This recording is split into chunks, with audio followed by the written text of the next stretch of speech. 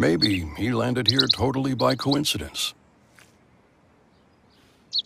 But if by chance he's admiring your fresh coat of Benjamin Moore soft sky blue, well, that's a pretty high compliment. Coming from an expert.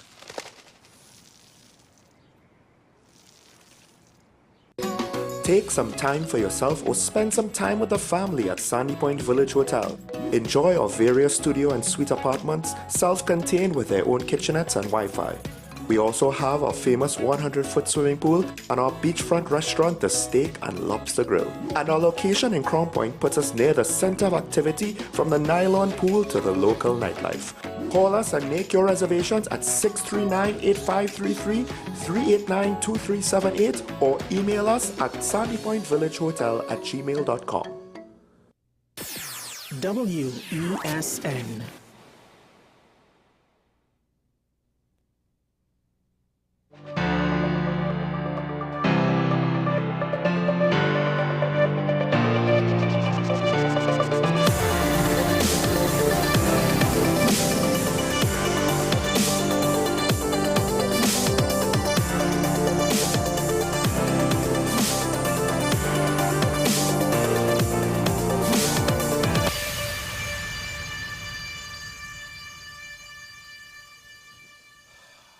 To what extent are we missing the boats? And we have situations that ultimately are unhealthy, and they don't.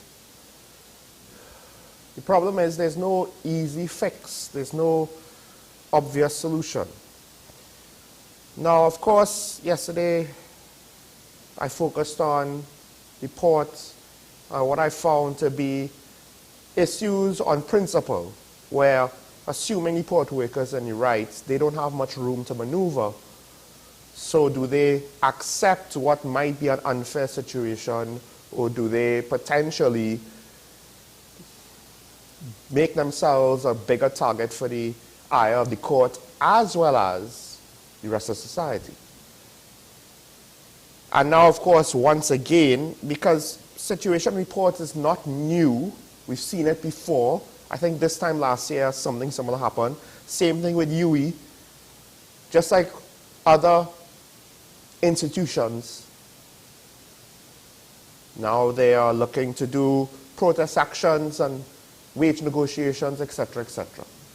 It's almost as though we can't figure out a way to find a long-term procedure to make these things a bit more stable. What is it that we are not really understanding about management? Or is it that just, human nature was able to deal with things when they were simpler back in the 70s, the 60s, the 50s, and you could maybe look around the world and say, well, now in 2024, everything is more complicated because you have so many considerations between, demographics and cost of living and all of the various in-betweens. It's harder to raise children and everybody works. So no one stays at home to mind the kids. Being a parent is more complicated in the digital age. Just being a worker is more complicated in the digital age. And it's almost like if our bureaucracy has not caught up and we don't necessarily engage in best practice. There's a story that I find somewhat disappointing, but is it unreasonable? Is it surprising? Those who may know about the fact that they at times are ongoing issues, squabbles, turf wars between the arms of the national security services in the country. Police and army is one of them, or one of the ones that's cited frequently if it ever comes up for discussion. Now apparently, even within the airports, with different departments that's supposed to be working together, there seems to be an issue between different departments or services depending. There's a report that an immigration officer reported to work and then, did all of the procedures to enter the building, and it's only after he went through all the procedures, apparently did nothing wrong, that security decided to forcibly restrain him.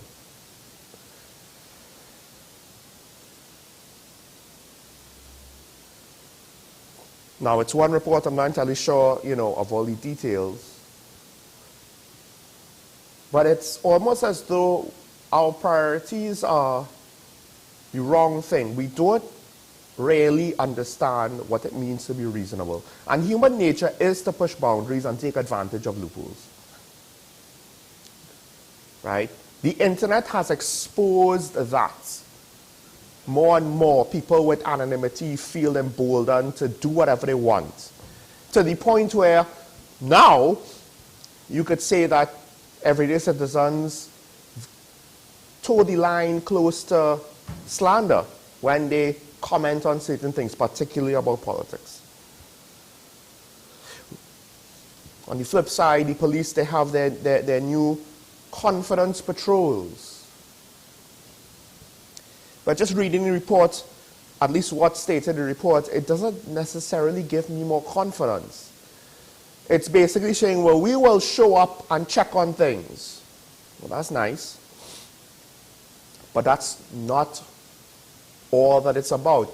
To just check on people with restraining order once, twice.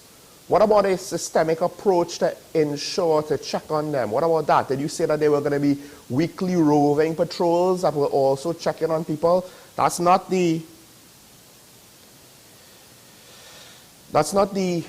I guess you could say, the implication of the article, at least, unless I'm misreading it.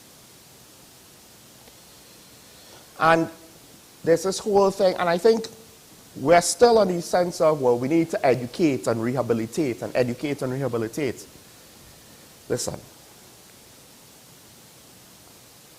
I do think we need to take a hard look at some of these issues, from labor disputes to interdepartmental disputes to the crime that's going on, because it seems as though we really don't understand conflict resolution in this country.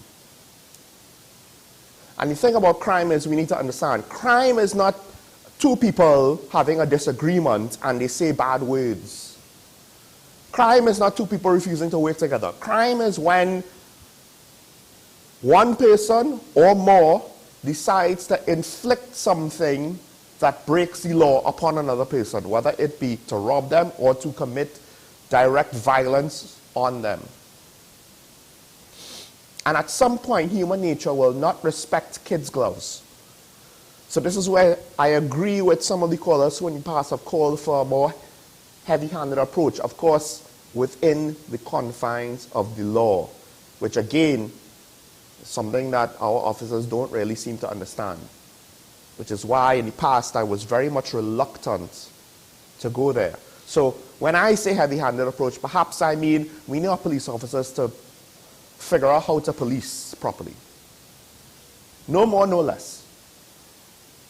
But we also need our chief personnel officers, our HR managers to kind of figure out how to do their job and not just do the easy typical thing that they've always done. So because we've always done it this way, we'll always do it this way. And we need the people who are in charge of certain facilities to not allow various departments or various services, regardless of who authorizes them to act in whatever capacity, to run amok if that is happening.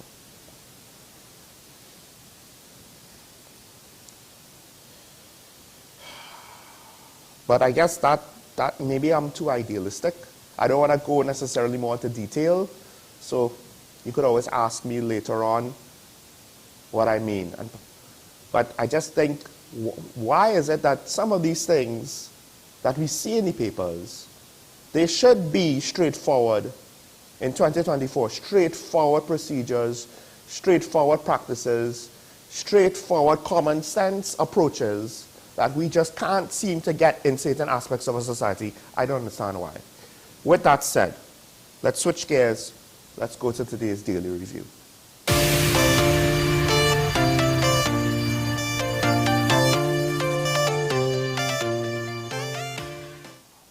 speaking about straightforward, this whole collapse of 2 cases involving 12 officers for things like missteps, not following procedures, not following court orders, it would seem obvious.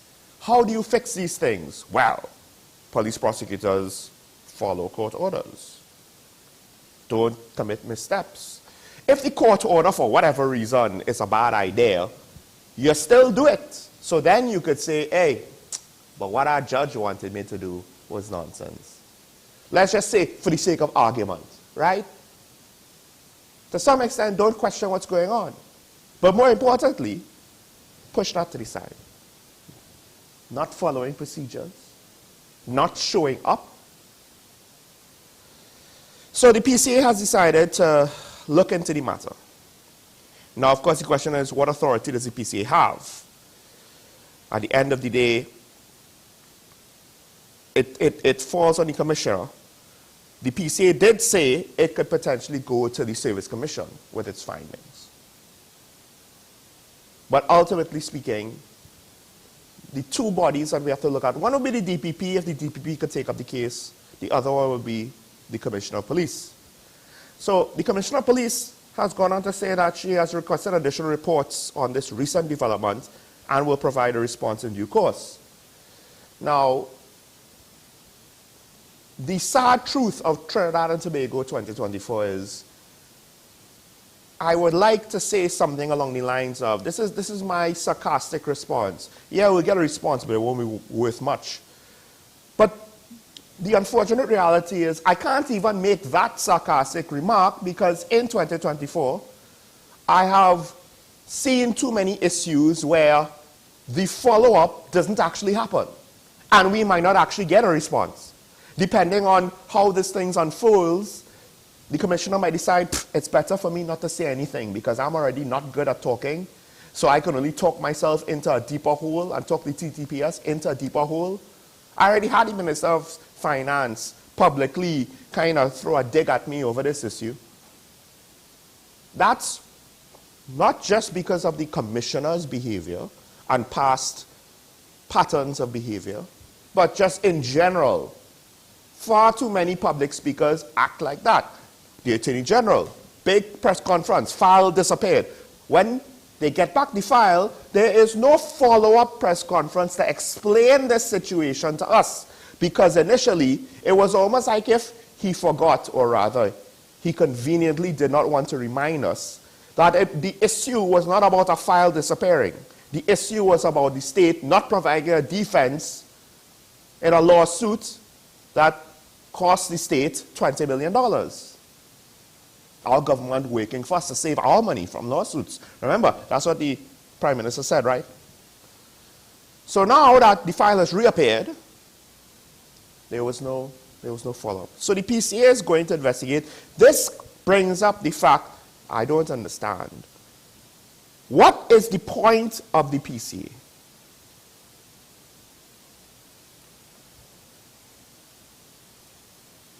What is their authority to do in this case? Because it doesn't seem as though they can actually discipline these officers if it is found that they broke regulations, or arrest these officers if it is found that they broke the law. So, basically, they will investigate to give it to the commissioner. The problem is, what is the point? And if the commissioner refuses to act, then they'll go to the Police Service Commission, as I mentioned before. Now, maybe the new Service Commission might actually do something about it. But I would argue this issue, because I do think the PCA is acknowledging the fact that police complainants failing to attend court, failing to comply with court directives, failing to adhere to their own standing orders is an ongoing one. It's not just these 2 cases. And an ongoing one that has existed potentially before Ayla, to be fair, but she has been the commissioner for the last couple of years. And the commissioner of police seems to be like members of cabinet and the prime minister. When things go right, it's due to me. When things go wrong, it's the person that came before me's fault, or it's the opposition's fault, or it's society's fault, or it's anybody else's fault. It might be my subordinate's fault, but it's definitely not my fault. And it's one thing when you're like 6 months into the job, 6 weeks into the job, 6 days into the job. But you're a couple years in a term that generally everybody knew wouldn't last more than 3 to 4 years. So if 3 to 4 years was not enough time for you to have responsibility over the situation, what was the point of you taking the post in the first place, since you were so close to mandatory retirement? They could only give you so many exceptions to keep going unless they change the law. The last time they tried to do that, the judge basically threw that case out. What saved the Attorney General, the then Attorney General, from further embarrassment is the fact that the government already switched gears and wanted to remove Gary Griffith. So his personal embarrassment in that fiasco was reduced because we had the meritless fiasco. At the end of the day, and this is the thing, and I want to repeat this point, Dinesh Rambali pointed out to the fact that the cops accused of these crimes are not cleared. They just had the cases dismissed because it could not go forward, not due to insufficient evidence despite the best efforts of the police to investigate. At least that's not how it's framed based on the chain of events. It's based on no-shows. So to some degree, those officers have not been cleared. And that is also a travesty of justice. Whether they're innocent or not, we need the trial to know the truth. And we are so far from the truth in this matter, and undoubtedly there will be members of society that will condemn them. And if they feel that it's unfair, well, that's why, if you're innocent, you actually want the truth to come out. So we have to see how this goes. But given that the PCA has no teeth, given the fact that this is an ongoing problem, given the fact that the current police executive seems to have absolutely zero capacity to enforce standing orders and policy, because we have yet to really hear of anything that they have done to curb and discipline in the police service. Maybe they have, but it'll be very strange that they were able to start enforcing discipline, and we're still hearing stories about police officers and police prosecutors not obeying standing orders. That whole thing with the body cam fiasco is just one example. This is the de-evolution of the police service. And this existed before. This existed before Gary Griffith. And he was pushing back against it, sometimes successfully, sometimes not. But we're happy to just let them be, and then wonder, why is everything not working?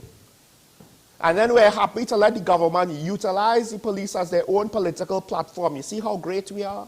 We pick such good commissioners, right? Oh wait, no, that was the worst commissioner. So we have a new commissioner who everybody thinks is bad, but because of optics, they can't even replace her. They rather just continue inflicting the incompetence on the country. And these two cases, particularly the first one with the 7, I guess you could say is an indictment on the ineffectiveness of the Professional Standards Bureau. So it's not like the alternative to the PCA is any better. Because look, they arrested 7 officers, they can't even start the prosecution properly.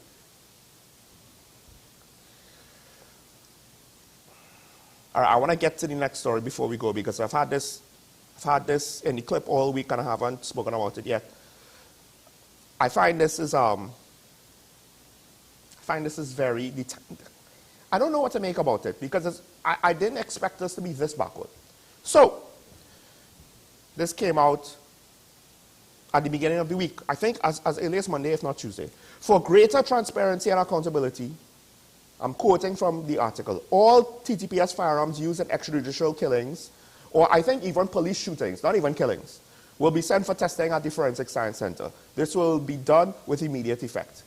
And to that, my jaw drops, and I am left bewildered to think that we'll just have police shootings and not understand what transparency means and not understand what positively clearing our officers means. Because as far as I'm aware, police shootings are investigated in other jurisdictions around the world automatically. I could be wrong about that. Maybe I'm dead wrong about that. That's the impression that I have. That they don't just let these things happen. You know, you look into it, you know, to make sure that everything was okay. And I don't know if we're that poor that we couldn't do it before, and now we're like, we have a new tactic. We're going to do forensics on all police shootings. It's revolutionary. We'll revolutionize how we do policing in TNT. And I'm like, are we missing the boat? This seems to be fairly obvious and something that should have been done, I don't know, years ago, decades ago. Maybe I'm wrong. And again, I could be wrong on this. Maybe not a lot of jurisdictions do this. Foreign. But it seems to me as though we are so backward in our laws. We are still, everybody wants to break away from the shackles of colonialism. But we are content. We are content living under obsolete laws that were derived from our time as a colony.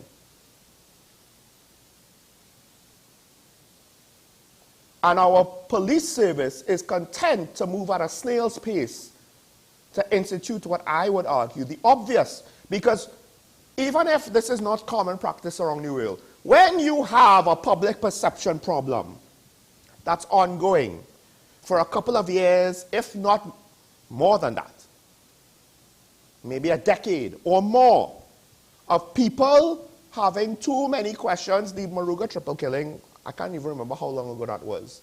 I think it was 2011. You have a public perception problem of people not trusting the police with regards to police-involved shootings.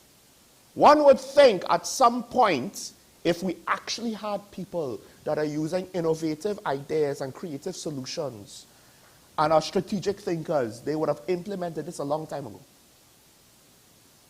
Why is it only now done? How did this happen? And then, here's the best part. Given the state of the police service and the criminal justice system, I actually have serious doubts that this, with immediate effect order, this policy issued by the executive, Suzette Martin, to Junior Benjamin, I actually doubt that this would be implemented effectively, because the executive could say whatever they want, but the rank and file at times does not always comply. I thought you could report anything anywhere. No, the officer in the station telling you you had to go down the road to the next station.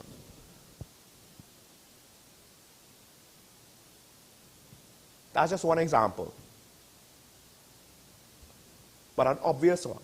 Because I think the supervisor of the station actually came out, and the officer, the story that I heard, back-talked at him in full view of the public. So not just disrespected a superior officer, but disrespected a superior officer in full view of the public. No shame.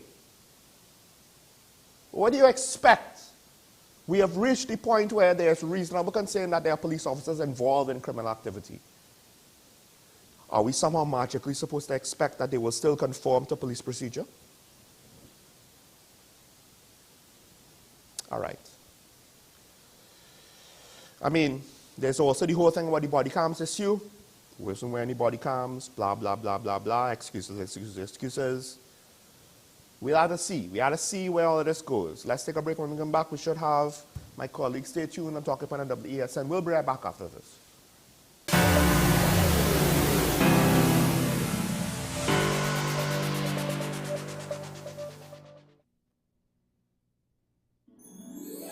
This holiday season, bring the magic of Christmas home with WESN's Joy of Christmas. Relive timeless classics, from the laughter to the heartwarming moments that make the season unforgettable. Hey, hey, hey, hey, like the lamp, not the rat, like the lamp, not the rat! Santa's coming to town! Oh my God! Woo! Oh, baby. Experience the joy of WESN special productions, crafted to bring you new stories and cherished memories. This year, let WESN bring the joy of Christmas to your home. Merry Christmas, Charlie Brown! Catch the spirit, catch the joy. Anchors away. May the force be with you. Only on WESN, your content capital.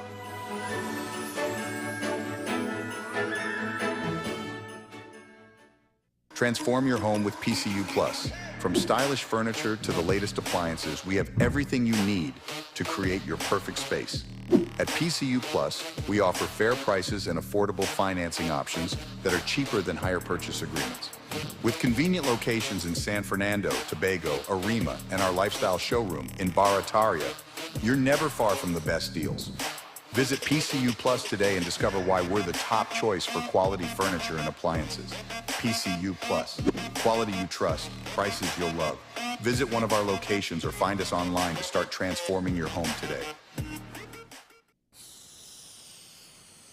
If these walls could talk, they'd cry uncle. They didn't plan to become offices or yoga studios. But they've stood by us, even when we got a little stir-crazy. For that, they deserve some thanks. They deserve Benjamin Moore. SM Group International Limited, your solutions partner for the latest innovations, brands, and competent staff to meet your needs.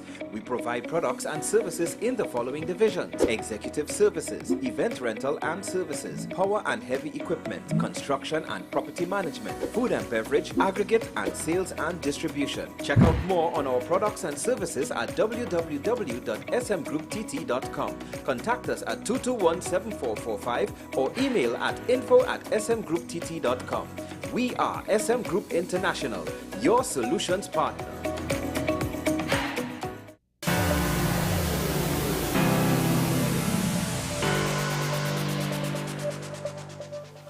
I'm back here talking about the WSNT content capital. Show Michael Small here. Colleague won't be joining me. Apologies, but the show must go on. One of the things I want to just bring up again, because I touched on it earlier, before we go into the next topic of the Daily Review. There's an article where the Minister of National Security is saying restorative justice can provide a cheaper alternative to incarceration, plus better outcomes for both victim and offender. It's an interesting. Now, what exactly does he mean by restorative justice? Because in the modern age, more and more technical terms will be thrown about, and depending on the speaker and the intentions, the details of the meaning could differ. This is one of the interesting conundrums of modern debate. And before you say language is language, language changes. From what I understand, from what linguists have told me, language is not a static thing that stays in one spot. It evolves based on the usage of a society. And if a usage gets widespread enough, officially, it will widen. But particularly when you're trying to come up with technical terms for concepts that are new. Because I'm pretty sure the phrase restorative justice did not exist way back when you could have lost your life over infractions that it would seem to be inhumane to give the death penalty for now, depending. And there are jurisdictions in 2024 where you could still get harsh punishments, depending. Just don't go to North Korea and steal a picture of their leader. Now, I do wonder if we've missed the boat on not understanding the situation. Alternatives to incarceration and statutory punishments are good to pursue. But given the level of violence where people do not have any issue killing or being killed, some of these things will be like suspending a child that has no intention to obey the system and will see a suspension as time off. If you want to go in with the kids' gloves and, let's talk about our feelings, hardened criminals have no issue with manipulating your agenda in order to advance their agenda, which is to continue doing whatever it is that they want to be doing. In order to get ill-begotten gains, kill their enemies, and enjoy life the way they see fit. They will just probably mask it better on the veneer of whatever programs that you want to do. Some prisoners do take advantage of programs like these to turn their life around. I guess in part because they would like to see a future longer than their 30th birthday. But to say that we're going to replace incarceration because it's cheaper, to me it seems like, pun intended, a cop-out. It seems as though, oh, we don't have the budget to fight crime how we should, and we're ineffective with actual crime-fighting measures, so let's try some smoke and mirrors and say we're going to use alternatives that are fairer, that have better outcomes. We'll use all kind of nice words. And in this case, I think Minister Hines doesn't understand that probably a lot of these hardened gangs who have already engaged in violence, who already, at least in their current mindsets, they're not even afraid of dying, much less, you know, whatever you want to do, being sent a letter, being sent to therapy, being, I don't know, having to go through psychological counseling and exercises. They don't fear these things. They don't fear prison. Why are they going to fear your... And that's the unfortunate truth. That's how they'll see it. They'll see it as, well, these punishments are nothing, so why should I care about it? And all they need to do is give enough lip service, something that they could follow the example of the government and the opposition and other politicians. Just give enough lip service to game the system and to continue doing what they're doing. Because they know that what's the worst you could do? Arrest me? Well, you already can't arrest me.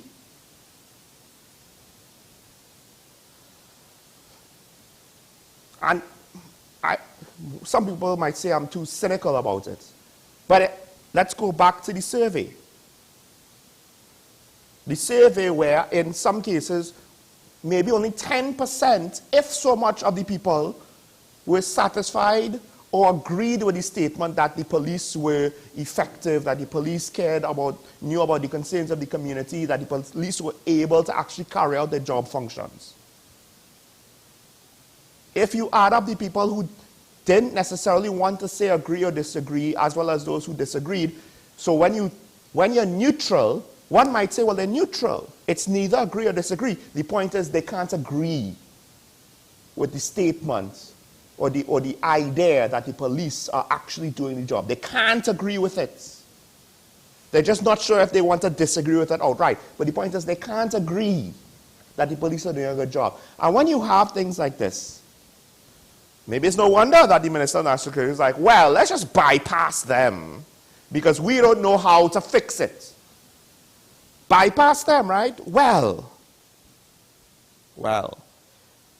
Minister of National Security, Keith Scotland, has an idea. His idea is to utilize security guards to take on some roles of police officers in order to get more boots on the ground to fight crime.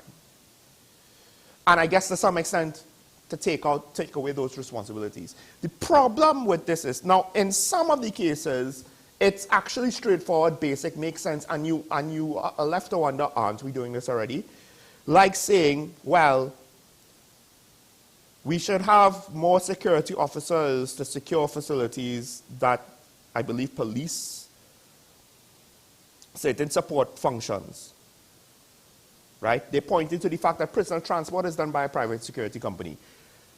Probably at great expense, but the flip side to that is, and maybe we shouldn't knock the private security company and their prison transport services, because if anything goes wrong there, and there was, I think, one incident in not too recent memory, but if anything goes wrong there, well, we could hold them to account a lot easier, apparently, than the police executive could hold the police service to account, or the prison executive could hold the prison service to account, because in the prison service, men are getting heart attacks from blunt force trauma as though it's going out of style. But I think, though, maybe he's overreaching. This is to say, Minister Scotland. Guarding detention facilities and serving warrants or other ways security officers can assist the police. I don't know if I want to see security officers serving warrants. It all depends on their level of training, and the more their training approaches police officers, then it begs the question, well, why don't we just make them police officers? That's point number one. Point number two, I do think that there's significant deficiency in the training of police officers because, and granted, part of the thing like guarding detention facilities and serving warrants is not just about training. It's about also then you get the basic training for the job, but at some point you can learn how to shoot. That doesn't mean you are trained to fight in a war. So then you're going to need mentorship by senior officers. That's something that the police service at least may be deficient in because of their backwards promotion policies. Let's put it that way. And without anyone to impart experience into the younger officers, they have to learn by their own mistakes, and they probably have too many mistakes based on what we see. And in fact, some of the things that we have seen with poor public interaction, that's not junior officers sometimes, that's mid-level to senior officers. So, it's interesting. It's almost like if they want to bypass the police from certain functions. Is it that you can't trust the police anymore? Well, based on the Police Service Commission's survey, the public doesn't. We're not talking half of the public. We're talking over half of the public. Let's make that clear. In some cases, 80%. The only thing that there seems to be a reasonable degree of trust and confidence with regards to the police is road regulation enforcement and a presence on the roads. But the dirty little secret about that, which was revealed months, if not last year, or years ago, by the show Beyond the Tape, when Senior Soup was on it, Alexander, they don't have enough devices so that all of the vehicles out in the public could write tickets when anybody violates traffic regulations. Because they've gone to digital. But they've gone to digital with not enough devices.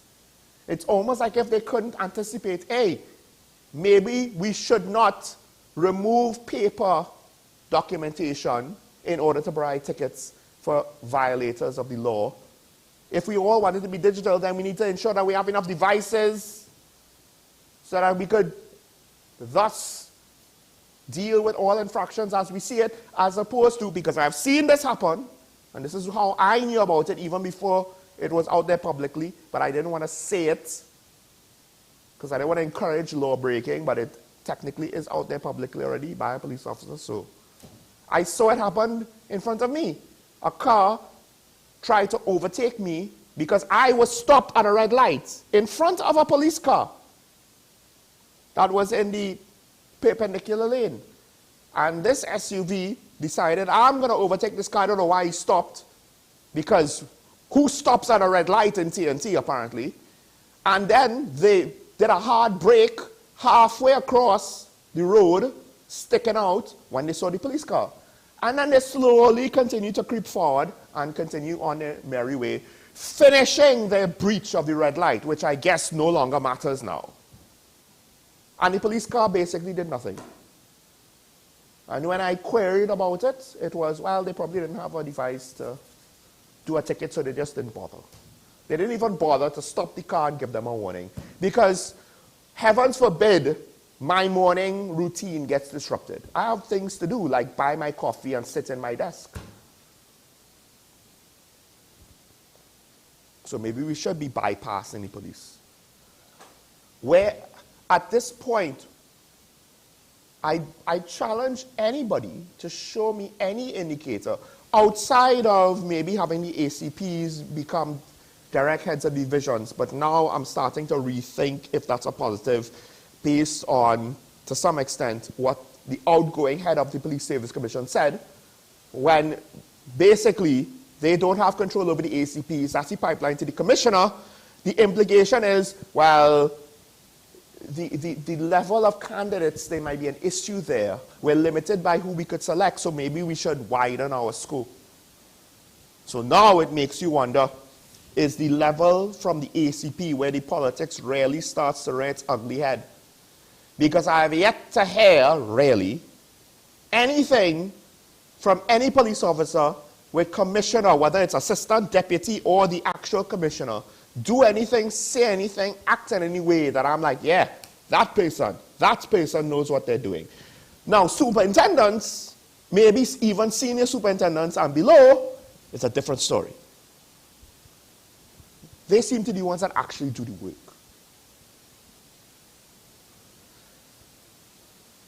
So, what is the indicator that the TTPS is going to improve? Someone tell me today, please. Because there's a reason why I did not give Ayla a chance. I realized from the jump she had poor leadership skills, she had poor judgment when she gave her promise of reducing the murder rate by June, and she said that, she didn't even say that in January, I think it might have been February or March. There's some ridiculous time scale, right? Maybe, right? It definitely wasn't the year before. It was within the year, Joint Select Committee. She gives this promise. I knew it wasn't going to happen. But people said, give her a chance. No. This is not, we've reached the point now where it's not about, oh, well, we had to be fair. And no. I feel for the officers who are basically being held hostage by the bad apples and the poor leadership. But the fact of the matter is, yeah, we could kind of like understand that there are exceptions to the poor behavior, and the exceptions might actually be the majority of officers, right? But we need to cut to the chase. I'm fed up watching news stories about murders and seeing no end in sight. And that's the thing about giving a chance. This is not a sports team where if they fail this year, well, there's always next year. For fans to be disappointed in a sports performance. This is not a business that's going to take a loss. So what's the worst that can happen? Oh, we lose money, so some people might be out of a job. No, it's not even that light. As minor as you may, or not, with regards to losing a job, losing your investments, etc., etc. No. We're talking about a situation where people are losing their lives. We have a new service commission. We have a commissioner of police that is not necessarily considered to be good in her job. We have questions with the deputy commissioners of police. There's questions about the entire police leadership. We have a new service commission. What's going to be done about it? Because the theory is the government didn't want to move Ayla because that would acknowledge that it was a poor choice and it would make them look bad. I still cannot understand how keeping her made them look better than removing her. Because it just shows either one, you lack decisiveness, you're indecisive, you don't know how to make a decision, and you're paralyzed by your own fears, or two, your judgment on how to read a situation is completely off. Because at some point, it doesn't even matter if somebody else could have improved it. The situation might have still been just as bad.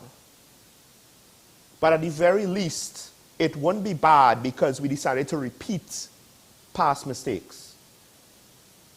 The stakes are too high. Let the public knock you for at least trying to work to a solution. But doing the same thing over and over is considered insanity.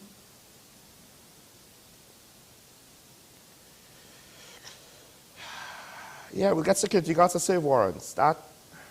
I don't know if they're going to serve alongside police to serve warrants, but it's similar to soldiers. Are security guards going to have the training to serve a warrant? What does that mean?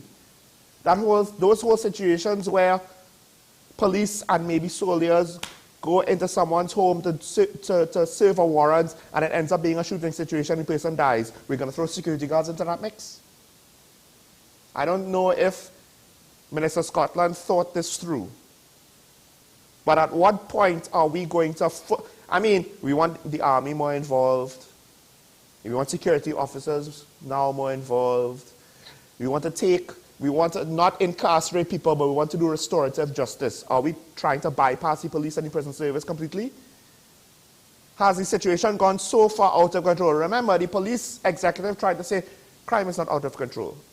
But the crime is out of control. It seems like too much of the police and the prison service is out of control, out of the government's control. Sad part is, it's not as though I have any reason to think that the UNC would have more positive control of the situation. Ironically, I'm going to have this conversation with him, although I hesitated. It might be platforming in a manner that might be going too far. But ironically, one popular / depending on who you speak to, unpopular individual is the only person that has done anything. So by default, he has done the most with regards to pushing back on things like this. And I said it yesterday, I'll say it again, Gary Griffith. You might say, oh, he didn't really do that much. That's not the point. The point is he did more than just about anybody else that I could see. Maybe McDonald Jacob did as much as him, but there was more behind the scenes. Outside of that, I got nothing or nobody. So perhaps he might not be able to campaign on anything else except national security, but perhaps that might have to be enough because he's the only one outside of criminologists that seems to have a clue on at the very least, let's try something else except these foolish ideas done to save a buck. Because that's essentially, on top of all the bad performance, on top of all of the bad decisions, when you hear what the ministers in the Ministry of National Security are telling us, it comes back down to not just bypassing the police, but also how to save dollars. Because we're doing crime fighting on a budget. I guess dead citizens doesn't matter that much to them because depending, they can't vote for the other side either, so All right, there's one more story to get to. This one I've been hesitant because there could always be information behind the scenes that we are not aware about that will change this completely, for better or worse, for or against the individuals involved, whether it is on the side of the employee who has complaints and serious concerns, or the side of management, or the side of the minister who has been named and we believe to be, at least in some capacity, involved. Now, there was a whole situation with WASA early in the week with regards to one former employee investigating claims that the minister made that someone in WASA was allowing unauthorized people to drive WASA vehicles. Sorry, not former employee, current employee was investigating this matter. And it is alleged, I'm not entirely sure if this has been proven or declared in a court, but this was in the court, that the investigator found no evidence of wrongdoing and was pressured by management to give a conclusion that supported the minister's statements. Conspiracy designed to manipulate the investigation to justify a predetermined conclusion in support of the allegation made by the honorable minister. Now, technically, I haven't read anything that said the minister did this, so there's always a small chance that management did it without him. But it's hard to just, like, so far, Minister Gonzalez is to me one of the few cabinet members who actually takes on the responsibility of his ministry and does it. You might say he doesn't do it well, but he does it better than his peers. And how he communicates and leads his ministry and leads, even though he doesn't necessarily have direct control per se, the reporting relationship is not quite, he's not like the CEO of all public utilities in a holding company, but he's the minister involved. And he knows, however, his legal, rightful, ethical responsibility and control over these situations are. He knows how to stay within those bounds and do it effectively. So I don't necessarily want to come out and say, hey, he's involved in a scandal where they're trying to get a predetermined outcome. But unfortunately, this is the environment that we live in. And no matter how much you might like an individual, you cannot then discount or push aside the potential of bad things happening. It has come out in a court proceedings, and I think that WASA and the minister should explain the situation. And if they can't, and this is the thing, usually what happens is, when something happens, generally speaking, one of the signs that it might be true is when the other side offers absolutely zero resistance in the courts of public opinion. Because if it wasn't true, they'll be saying all kind of things, right? Now, granted, yes, it could also be lies. But at the very least, if you say nothing, 9 times out of 10, there's a good chance that it might be true. Now the PSA is taking advantage of this opportunity. They say they want WASA to be investigated. And these are all the implications.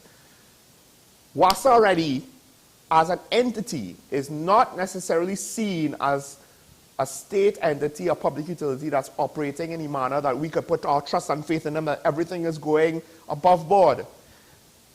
The flip side is the PSA is also not a union where we could look and say, oh, everything they do is above board and ethical and in good faith. This is just one of those things where, look, they might not like it, they might prefer to hold things close to the vest, they might not want to air things out to the public, but it has reached the point where it's already in the public, and transparency means proactively revealing information in order for the public to have a better understanding of what's going on. You can keep your trade secrets, but we need to know. This is one of the few bright spots up until this point of this administration over the last couple of years. The water supply of the country was slowly but surely being increased by the efforts of the minister and of WASA and others in the Ministry of Public Utilities. And now that, whatever goodwill, some could say major, some could say minor, that has generated is now tarnished. And a proper public relations team would understand crisis management is not to spin this situation and lie out of your teeth. Crisis management is to be responsible and reasonable so that we can get back on track on the actual work of governance and not be sidetracked by something. Except if there is too much truth here in the accusations given, what are we supposed to do about it? I mean, we already had a situation where when the desalinization plant went down, people were basically saying, look, they asked for truck-borne water, they couldn't get it. They had to pay for water. It harkened back to the whole fraud situation that the minister apparently uncovered and tried to rectify, right?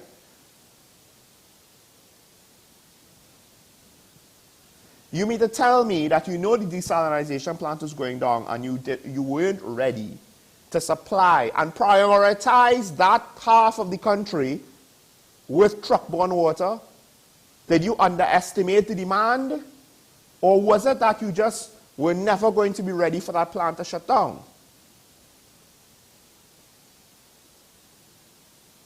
And I get it. It's not as though you could buy extra water trucks, but at the same time, how you manage the situation where people are, again, they're forced to buy water from water trucks. Maybe WASA should be paying for that water.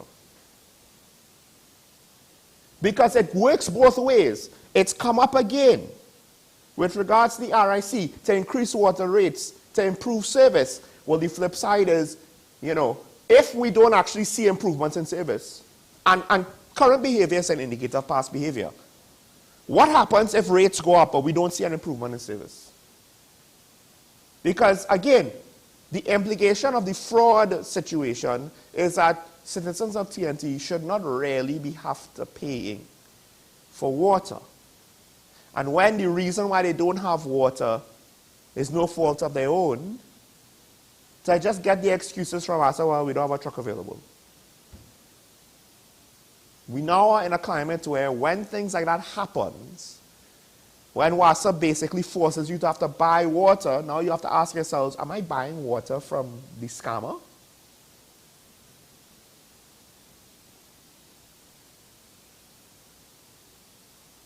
Now, in the past, Minister Gonzalez might have spoken on the matter, given us an explanation, it would have been easier to accept. Now, it's not so easy to accept, which is why I hope this matter coming out of this court proceeding with this alleged misbehavior gets cleared up. Because again, as far as I have read, no one has said that the minister instructed the management to instruct the employee who was investigating the matter to come to a predetermined outcome. But we've just had a situation with the Auditor General where the minister gave terms of references to the investigating committee that essentially gave a predetermined outcome. Investigate why the Auditor General didn't do her job, to paraphrase, to oversimplify. Not why the Ministry of Finance was late, not why the Ministry of Finance was not able to meet the deadline as written in the law. Why does the Ministry of Finance think it's reasonable for the Auditor General to go against the rule of law and accept information that happened, that was presented after the deadline, without reasonable measures to be put in place to explain the situation in order to maintain the professional integrity of the auditing process? So in that backdrop, it's really hard to say that the minister is in the clear. Not saying that he's guilty. I don't want to say that he's guilty. But this whole fiasco in WASA, it's just further undermining the cabinet's position, their credibility. Because when one of your more credible ministers gets involved in a fiasco, in a controversy, well, for the ministers who are less credible, they're all going to get some of the indirect flack, some of the indirect fallout. Because the more credible ministers have already had to deal with getting the fallout from the less credible ones. It works both ways. Which leads me to one piece of speculation in this matter. One piece. Because one of our callers, so I will cite the caller. I won't bring up anybody else, but I've heard other people, say similar. When Stuart Young had the hot mic incident, some people want to blame the Minister of Finance. Because he's there joking, saying how you could say that, the mic is on, shh, in a happy-go-lucky way, that no one would think is a serious attempt to get the minister to stop speaking. But did he leave the mic on? Is it within his control, or was it a staffer in Parliament because it was believed to be a momentary interruption of his speaking time? We don't know.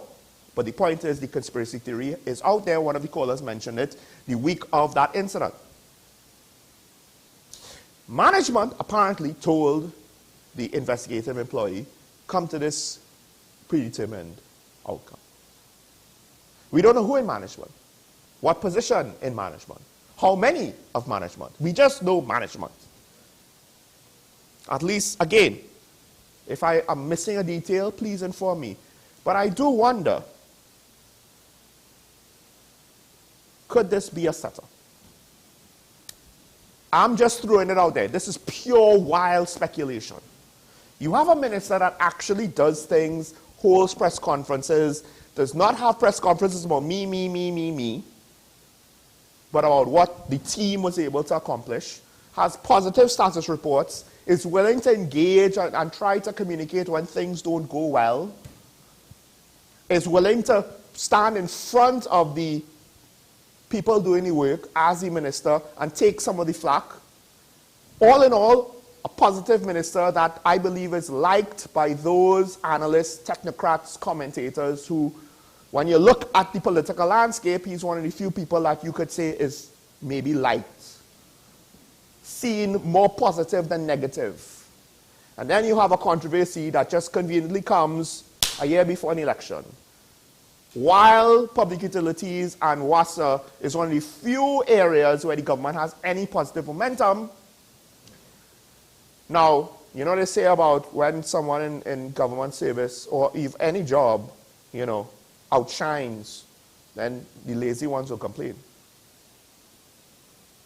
Could this be a situation where someone decided that their life would be better off if Marvin Gonzalez was no longer Minister of Public Utilities, or no longer a minister, or no longer a parliamentarian, or no longer a member of government. We have possibly seen 3 situations, and I won't spell it out, you could figure it out on your own. 3 situations in a handful of months where different people within the PNM have been caught up in some ridiculous controversies with questionable timing and, dare I say, motivations. It's almost like if we're seeing the symptoms of the infighting, but we don't always know that they're infighting. We don't know for sure if these things happen due to infighting, but it looks, or at least there's the possibility of it being that way from my point of view. So I will have those questions until I get affirmative information that tells me no, it is not. And I challenge the PRO of the party, because his superior, I don't know if she's able to carry out her functions, to now do some damage control or give up his position. But I guess he won't, because he's just there to fill a seat. He's not actually there to do a job. Let's take a break. When we come back, we'll open up the phone line. Stay tuned.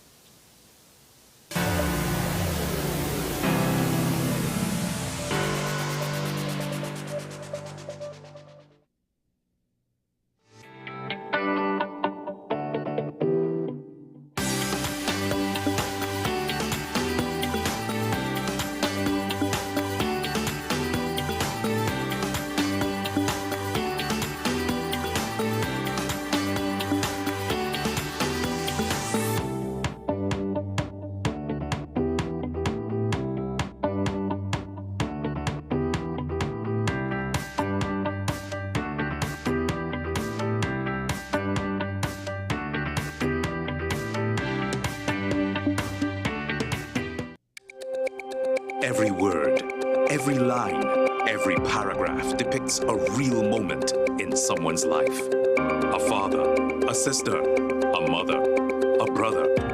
We at Newsday are dedicated to you, the people, and through independent, unwavering journalism, strive to always bring your stories to life. Because your stories are more than just words. Newsday, independent and credible.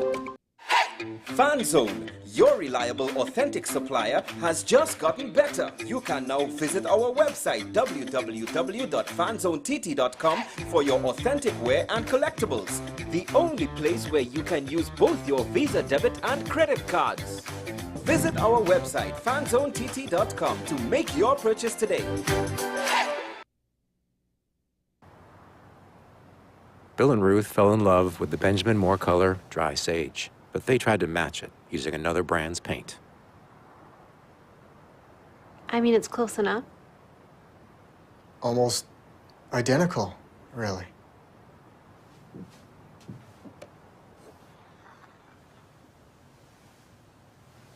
Yeah, there it is. Never trust another paint to be a Benjamin Moore color.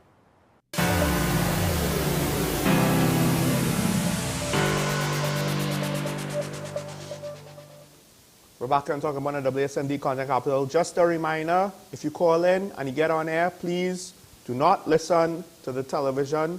Do not try to talk to us through television. There's a delay. So don't think what you're seeing on the television is what's going on the line. The line will be ahead of the TV. Bear that in mind. Mute your TV. When all else fails, forget about everything I just said and mute your television so that you can follow the conversation in real time. We have our first caller for the day. Good morning, caller, you're on air. Hello. Morning. Morning, Mr. Small. I'm going to start with your last subject, WASA, and I'm going to ask the question. Is the board carrying out a fiduciary responsibility? Because this issue, we're trying to defend who say who and who. I'm calling it Dan in the man issue, right? Dan in the van issue. And we are expending a lot of taxpayers' money to defend this issue. The board has a critical role, and I'm going to link that to another $300,000, Wassa spent, and they lost it with respect to a suit in England 2 months ago with, I wouldn't call the fellow's name responsible, but there was an allegation that somebody who was familiar with a number of high officials has gone to the UK for asylum, and they sue him, and they lost it. $300,000. It's continue, and it's the same thing. We continue to waste taxpayers' money in a silly thing. They should never go. Ask the minister if he say it, if he say it. But what I want to see, a criminal investigation for perverting the course of justice. This possibly might have happened into that, and this is where I come into my other thing, the TTPS, where they are in all of these, and I'm happy that I'm seeing the PCA head, the man from the West, inserting himself in an investigation that is long overdue in respect to the quality of the leadership of the police service. You remember he said, 5-6 years ago, the TTPS was the biggest gang. Mm-hmm. He has an opportunity to tell us or to do the requisite investigation to prove what he was saying. The other thing is, where he has inserted himself before, he has called this DCP, who was previously head of the PSB, into account, where she was involved in a road incident, and she's before the court for that. So that is another issue that he is directly involved, and I think this is a good opportunity for that DCP to step down, because it is overwhelmed with arrows pointing at her. So the investigation could be, transparent and without any interference from even the ministers and even the Prime Minister. Because there's another case, we're spending a lot of money to get one simple answer. Who gave her the authority to go to Barbados? We're spending a set of money, they're trying to hide that. So we are spending a lot of money to cover up with respect to the lack of leadership and the lack of transparency within the police service. It's plain and simple. and you know my favorite topic is, quick, who are the people from the, they are policing in the leadership of the police. I say no more. I'm gone. Thank you, caller. We have Faisal on the line. Good morning, caller. You're on here. Morning, caller.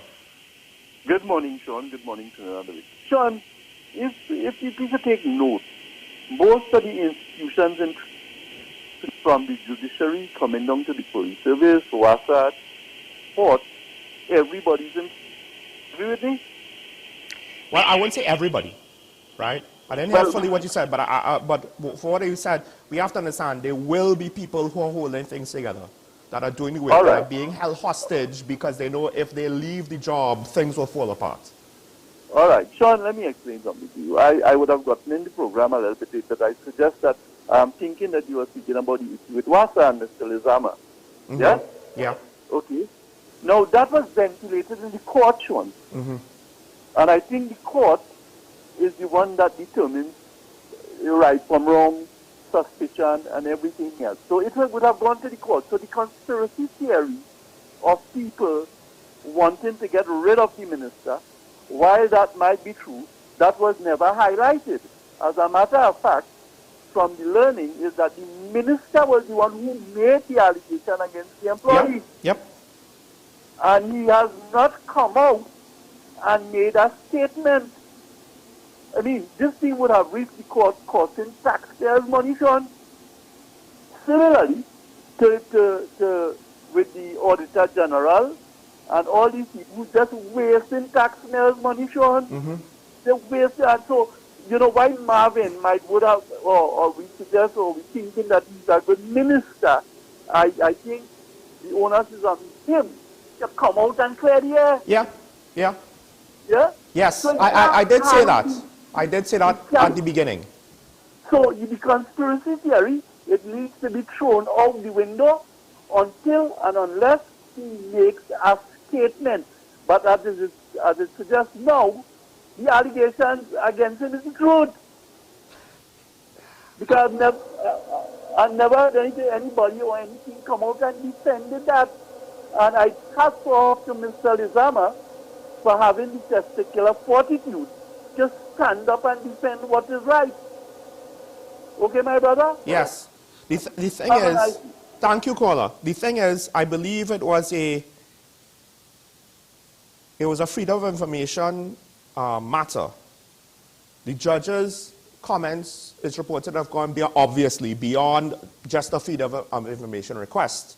So to say that this situation was settled in the court, or the court offered some amount of finality over all of the details, I won't agree with that. To say that there's evidence that the minister was involved, yes, that might be a technicality. But technically speaking, it is one that, unfortunately or fortunately, is a clear dividing line where we can't say for any degree of certainty, well, not degree of certainty, but with sufficient enough certainty, yes, the minister was involved. And I'm not saying the minister was not involved. Again, my conspiracy theory end was, I said, pure speculation, right? And I did say we need transparency, because until we get it, what's going to happen is his credibility is going to take a hit. His credibility with wesn Public Utilities is going to take a hit. And the PNM, by extension's credibility and the government's credibility, more importantly, the administration, is going to take a hit, because he was one of the few members of cabinet whose credibility was more positive than negative, if that makes sense, right? But now he has something directly against him, questions that should be answered, hasn't given any explanation, and I'm cautioning him against him thinking it's best if I not say anything.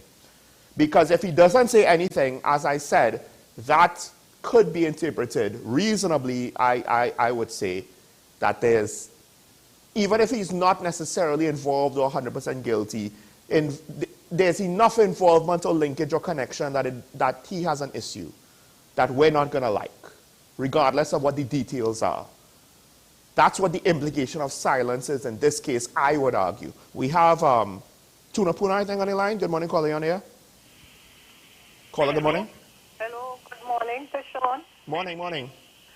Yeah. It seems as if everything is falling apart and failing in this country, because everywhere we turn to get service from the government departments and whatnot, we are being made to be suffering, running here and there and everywhere. Nothing we can benefit from our taxpayers' money is going down the drain, and we are not getting value for money. We're not even getting help when we go in any sector.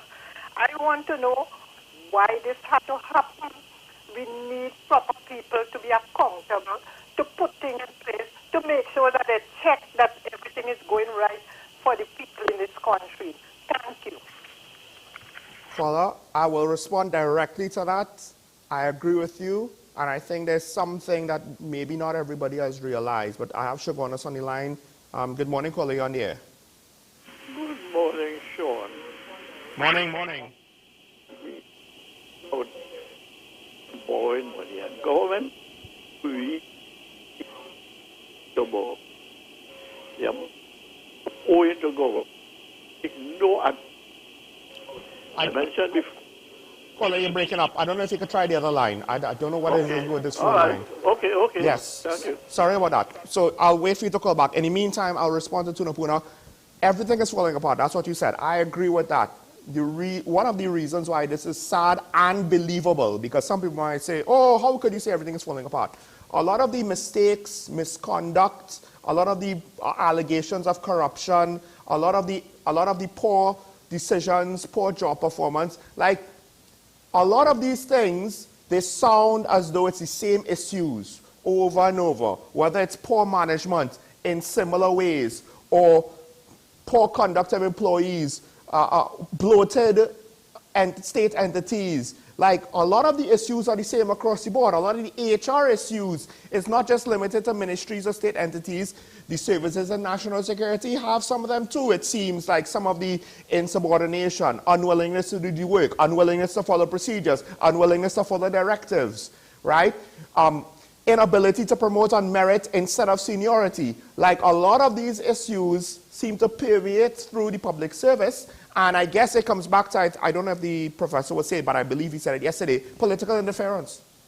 A lot of it, it's hard to say a lot of it, but it seems as though a lot of it comes from that. Political interference undermining what was, what should be, and not providing proper guidance, leadership, and direction to fix whatever mistakes would have naturally occurred of its own over time due to human nature. So I think we have Dabity on the line. Good morning, caller, you on here? Good morning, Sean, and thanks for taking my call. I wasn't going to talk about this yet, but that last thing you talk about, that is your opinion, right? Mm-hmm. That's the conspiracy theory is my speculation. I'm talking about political interference, Sean. That is a perception, right? That is your opinion. Yes. There's nothing scientific about that. It's an opinion that... Why don't we go straight to the point and look at that? Well, actually, caller, actually, there are instances of record where political interference has been not cited by me as the cause of some of these issues. But we have no proof on that. But what I'm saying is that why don't we look at the competence of the commission? Why don't we look at the competence of the executive of the Trinidad and Tobago Police Service? These are all things we look at.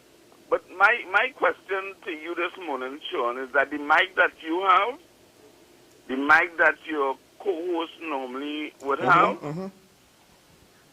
you're in a position to influence persons to come up with solutions, Sean. 90% of your program and your callers come up with problems, and we could list them, whether it's in all agencies and ministries. But San Fernando made a point some time ago, about a week ago, and said, why can't we come up with solutions sometimes? I made some recommendations to ASP Asphalt sometimes, and you never see any of them implemented. You have people and them gathering on the streets, young men and women gathering on the streets. There's still a law by the name of loitering on our books still. Why can't the police take action? Why can't we? Why does the police service have a 2-year strategic plan? And I am saying is that if at least half of your callers, I would know all of them by now, would come up with at least one solution. And before I go, I think that Minister of Public Utilities is one of the better ministers that we have. And whether it is Wassa, Titipos, or wherever he is overseeing and securing the right policies and putting a board in place, I think that he is doing an excellent job as far as governance is concerned. So thanks again for the opportunity, Sean, and wonderful program. And this is one caller that you're not going to lose there. Maybe I might have commented before about losing, but I religiously take time off to watch this program here. Thank you, your station. So you're welcome. Have a blessed day, Sean. Okay. One thing, and I didn't make it clear this time, but when I say political interference, I'm not singling out any administration. It's like little things over time. And that's what makes it hard to prove, right? But Michael, and I talked about it, about the port. I believe it's implied by the government itself with regards to Wassa, among other institutions, right? And I mean, this is not unique to us. It's happening apparently in Washington as well, with the American government and their public service. Now, you kind of answered your own question. Your recommendations themselves were not implemented, and I would argue that they weren't implemented because of the underlying cause, right? And the reason why I'm not really looking for these specific suggestions or solutions is because, similar to why your recommendations are not implemented, because these underlying causes will block it. And I've seen it, and I've gotten direct stories in various aspects of the public service about why there's so much inertia to what would be direct, simple solutions to some of these problems and why they're not implemented. And it comes back down, you might disagree with it, but it comes back down to politics and the environment by which politics exists and society exists and how these things operate. I'll come into that more. I have Shagonas waiting again. Good morning, caller, you're on here. Welcome back.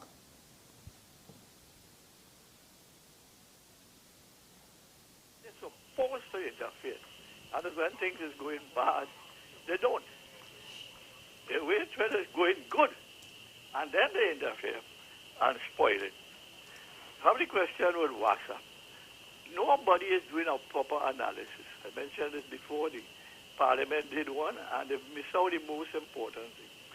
Why it is all the time, WASA was always able to cover the recurrent expenditure except now. Again, we have people talk about crime, and I always say crime is not the original problem. Crime is the consequence of the problem. The real problem is governance. We're not enforcing all our laws. If we do that, we will solve all our problems. And finally, talking about borrowing money. Why should the government borrow money when there's so much people is owing them money and they make no attempt to be? They closed down the Board of Inland Revenue for what reason, I don't know. If they wasn't collecting any money, why didn't the minister interfere? And he became this revenue authority. I don't see how that could do anything better, because that is don't have public service protection, right? And the Board of Inland Revenue, the people who get to the top came through the ranks. They know the system. This has been destroyed now. Thank you, unless you have any questions. No questions. We do have another caller, but I'll just say this. At the very least, the foreign borrowing is to try to get extra foreign cash, foreign currency, hard currency, into the system. So you borrow, that's what the foreign debt is for. They borrow foreign debt. They could send the currency itself into the system. They themselves are by converting it to local currency, which they will use for local bills. So it's both a smart move and an unwise decision at the same time, so to speak, because for one problem, it's a brilliant move, and for another long-term situation, it's a self-defeating policy. We have Mova on the line. Good morning, caller. You on the air? Good morning, Sean. We're having some interesting callers this morning, Sean. I mean, the last two callers spoke about a simple yet crucial fact. Why are our laws not being enforced? I mean, what is it going to take? And again, Sean, this problem of poor law enforcement, as I always have to tell you, started way back when. It has become endemic now. So to change it, and I can't expect that the people who created it are going to be the ones that change it. Yes, it's a different incarnation of the same thing, all right? And we have this way of saying, well, it's a different incarnation. It's the same thing that I've been doing from day one. Failure to enforce laws, nepotism, you know, and the gentleman said that we must make recommendations. I have written letters over the past 20 plus years to various people, health minister, EMA, police. I've written about 3 or 4 or 5 police commissioners about noise pollution. I've given them, I have not just complained, I have told them what can be done. I have called them beyond the tape and I told them what could be done. You think anybody taking me on? They're still going wrong. I called them yesterday and there's still that foolishness about decibel meters and the bar license and all this nonsense. When you have a law, sit down there that the police themselves never enforce. That created the problem because they never enforced that law. These people don't even have the decency, don't even have the conscience to admit they create the problem. What kind of people is that? So you can make you could give all the ideas to them, all the solutions. They are the ones to do it. I'm not getting paid. I can't do it. You know, and in closing, Sean, let me just say this. And you included, and with all due respect, all of you all who are praising this public utilities minister as the best thing in the party, I just want to say, we have been fed mediocrity for so long that we don't know what brilliance is. I close. Thank you, caller. I mean, to some extent, I left it open for that interpretation when I said that he is one of the best. How you interpret his actual level of performance is up to you, but I think it's undeniable that whether their performance is high or low, his performance is high or low, he is better than most of his peers. I left it, I said it that way specifically to leave it open for that interpretation. So I can't fault you for that. I myself am not giving a final judgment on that. I am leaving that because, again, it's not as though we know, it's all based on our opinion. So I'm leaving. I think he's doing a good job, I can't say that I know he's doing a good job or how good of a job he's doing. So I can't disagree with your opinion. In fact, I myself, I'm leaving myself a little bit of room to pivot to that if necessary. We have San Fernando on the line. Good morning, caller, on here. Good morning, Sean. Morning. You know, we all talk about what's happening in the country in terms of the failings of all these institutions. However, these institutions have not totally failed. Therefore, they have some good elements within those institutions. Some human resource elements that are doing something right, and the reason it hasn't totally failed. Mm-hmm. Yes. Therefore, we have to try and get to the bottom of how to get it back on the right more than the left. And I think that is where I and Dabadi will always sit down on the same table with trying to come up with these solutions. We hear and we do criticize, but how do we? I think we're not spending enough time on. It might sound academic, boring, but sometimes we just need to just talk on our morning solutions. How do we fix? Let's zoom in on one thing and just try and see how do we fix this. Because by and large, Sean, we've seen all these failures right through the society. So there's an endemic, not systemic, an endemic problem within Trinidad and Tobago, and that is what we need to try and get solutions to.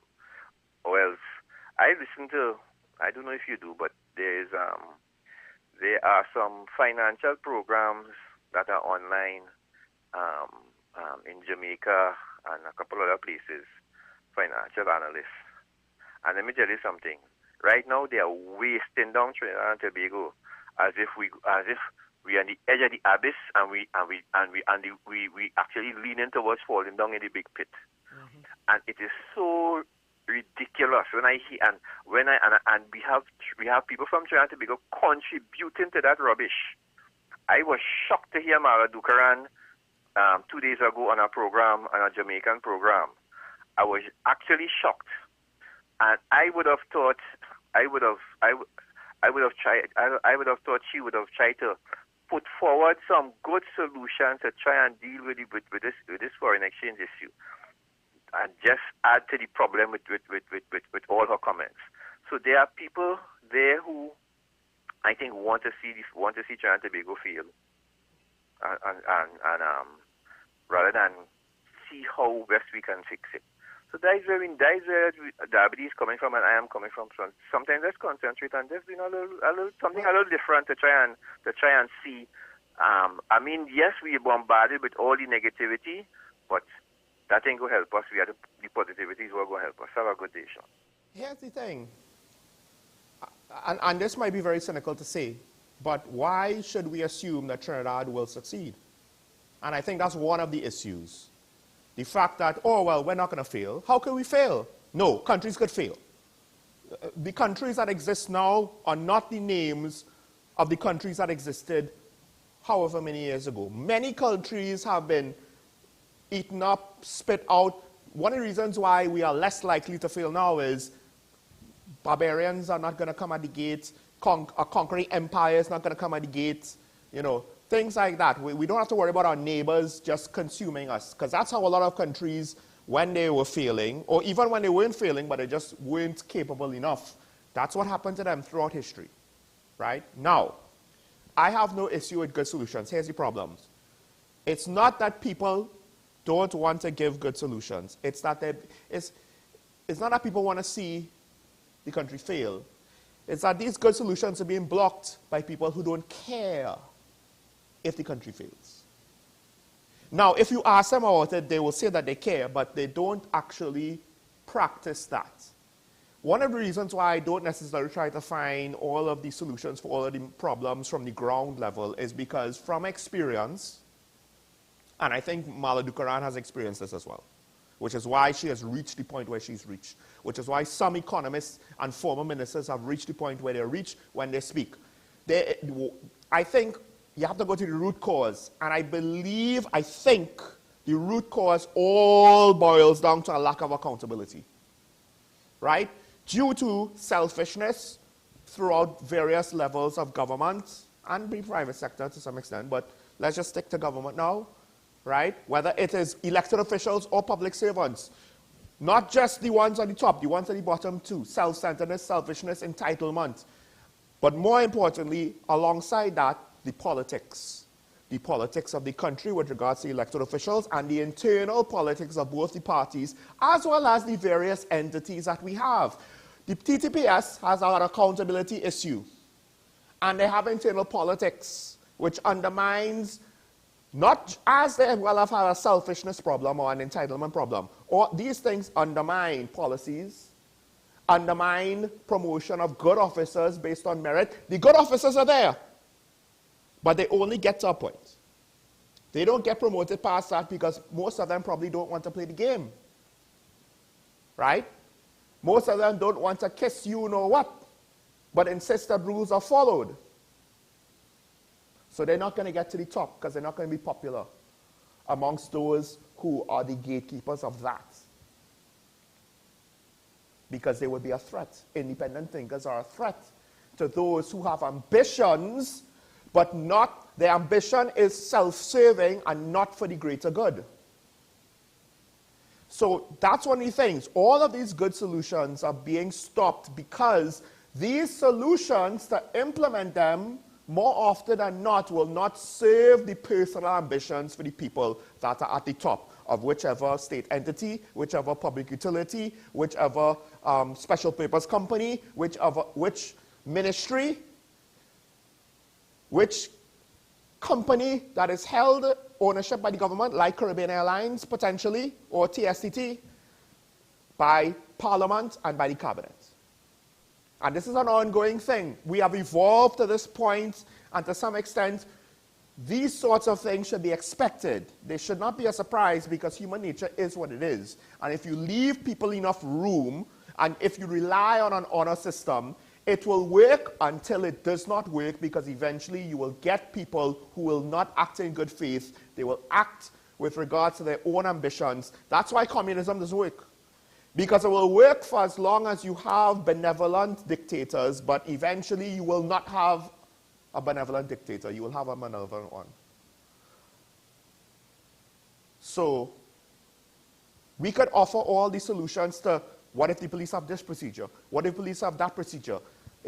What if the police have this equipment? It doesn't matter. They don't use the equipment sometimes. They don't follow the procedure. No one holds them to account. No one holds their seniors to account. So all of the recommendations we can make to improve the police service, it has to start with, well, we need more accountability. And then you go up the accountability ladder. How do you make the guys on the ground more accountable? Their supervisors, their superiors, the station superiors, the police executive.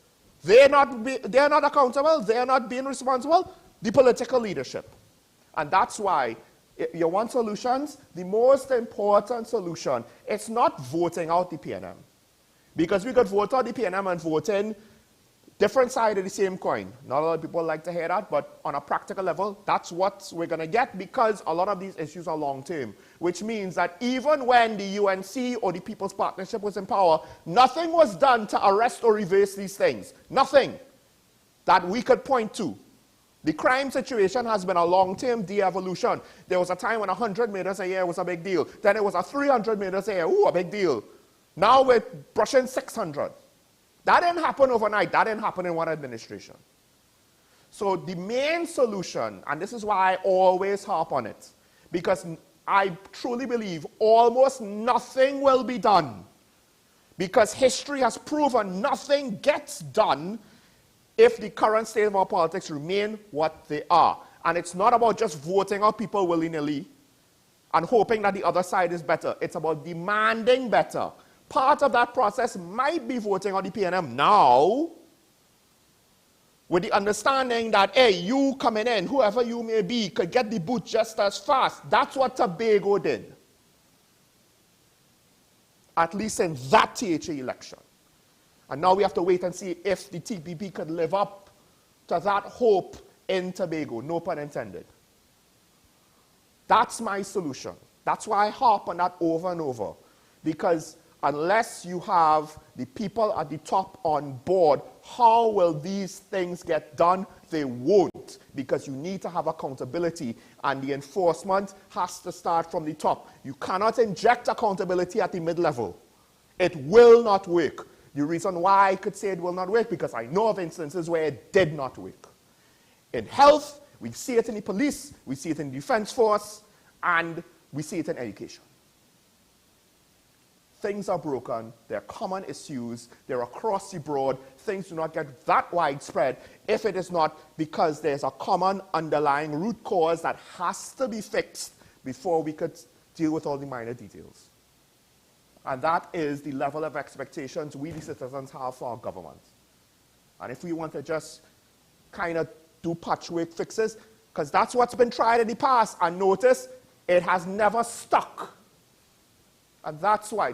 My frustration is not to you, because I understand you and Mr. Dabney mean well, and I appreciate the engagement. But when you all say we need solutions, to me, all of those solutions that we could possibly speak about are not going to fly if the political interference, due to the fact that the population tolerates and even to some extent encourages it, continues to happen. And that is probably the worst part about it.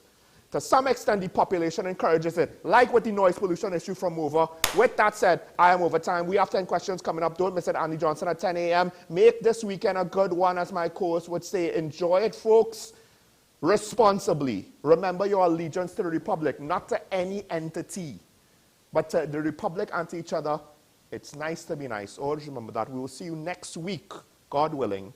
Bye-bye.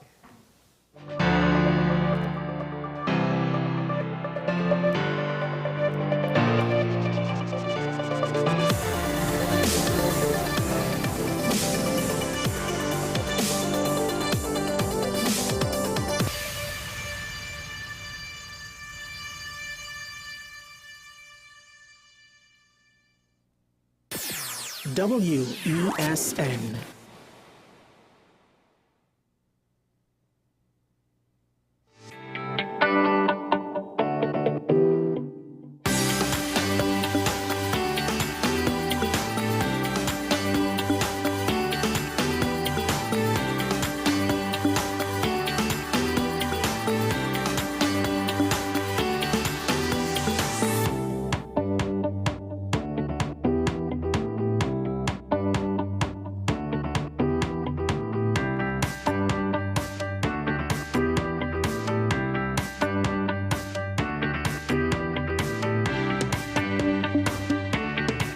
This is 10 questions. I'm Andy Johnson. The distance from where we should be in the world in going forward on our commitments with climate change. The effects of climate change that cannot be accounted for. It's called loss and damage. And we're seeing loss and damage happening so much more in this decade and the previous decade. The principal term there was this question of the correspondent banking issues.